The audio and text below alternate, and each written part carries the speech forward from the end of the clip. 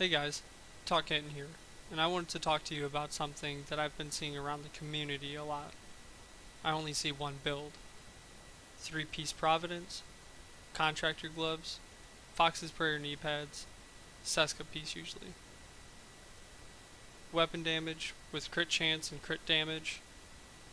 Talents are Glass Cannon and Vigilance. The weapons are Baker's Dozen or an M1A and an LMG, or something extremely close to this. This build is considered the meta by a lot, and I see a lot of agents running around with this exact build. I may be the odd man out, but I don't think this build is for everyone. Whenever I pug a heroic and I see that someone has this build, I watch them close. More than half the time these agents go down and need to be revived at least once per fight, if not more. Now, some of them do very well, and they play the build right, but for the other half or more, they are under the impression that it's the team's job to pick them up ASAP, or we will wipe. But what they're not okay with is that I'm able to carry my own weight and still have about the same, if not more, kills and damage. That's only because they're not playing their build correct, and they're spending too much time being downed. Glass Cannon gives you 25% weapon damage, but 50% incoming damage. Vigilance gives you a 25% damage increase if you haven't taken damage for 4 seconds. So you get a 50% weapon damage increase, but you're also receiving 50% more damage than you need to. If you use the perfect talents, then you get 30% weapon damage and 60% incoming damage from perfect Glass Cannon, and 25% weapon damage after 3 seconds of not taking damage from perfect Vigilance. So with perfect talents, you receive 55% weapon damage and 60% incoming damage. So now you're at a 5% loss from incoming versus outgoing with perfect talents. I understand that Glass Cannon is a talent that is for team play and is very situational. And when I say team play, I mean team that you play with on a regular basis, considering the fact that you are so susceptible to dying, even if you play smart. Is this build good? Yes, of course it is. But you're also taking 50 to 60% extra damage that you don't need to be taking, and you're only really gaining an extra 10 to 15% weapon damage out of it. There are 23 talent choices on the chest, and 21 on the backpack. That's a total of 483 different combinations of talents. There are 482 other combinations of talents that could be used. Of the 23 talents on the chest, 12 are offensive, 6 are defensive, and 8 are skill-based. Of the 21 talents on the backpack, 10 are offensive, 4 are defensive, and 7 are skill-based. Just a reminder that there are some talents that have multiple uses, so I added them to each applicable section. But that means that there are 120 different offensive talent combinations.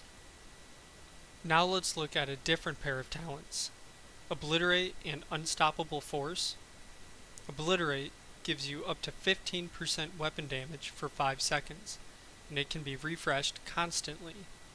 Unstoppable Force gives you up to 25% weapon damage for 15 seconds after killing 5 enemies, and again, the timer can be refreshed. That's a total of 40% weapon damage, with the only downside is you need to kill enemies, or multiple of. There's also Focus, which gives you 50 to 60% weapon damage while scoped in with an 8 times magnification or higher. Now, if you don't want to scope in, that's fine. If you use a Crusader Shield, you can still proc this talent. This talent alone gives the user up to 10% more weapon damage than the meta without any increased incoming damage. Companion gives 15% weapon damage for being within 5 meters of an ally or skill. If you use these two talents with each other, you would be at 65 to 75% weapon damage. That's 20 to 30% extra damage compared to the meta, and you don't take any extra damage. Concussion gives you 10% weapon damage for 1.5 seconds, or 5 seconds if you're using a marksman rifle. Headshot kills increase weapon damage by 15% for 10 seconds. So you can get a total of 25% weapon damage upon a headshot kill. So you have the meta that gives you an extra 10 to 15% weapon damage compared to Obliterate and Unstoppable Force. But you also can't take any, otherwise you lose Vigilance, which is a 25% weapon damage loss. And since you just lost Vigilance, you also took an increase in damage by 50 to 60%. I believe Glass Cannon and Vigilance is a lazy way to play. High reward? Yes. But lazy in a way that you don't want to work for your damage. Seems like you just want it right away, and if you die, you die. Which is horrible for group play. There's nothing wrong with going down. The problem to me is you have to have a Reviver Hive for when you go down. Wouldn't you agree that making a build that doesn't require a Reviver Hive be better?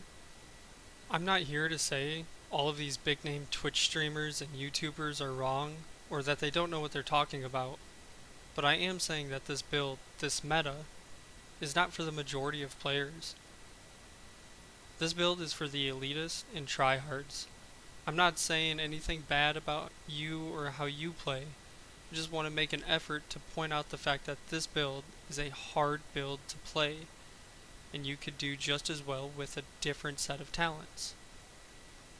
The biggest thing I want to push is that there's 482 different combinations of talents, and 440 of them don't include Glass Cannon or Vigilance.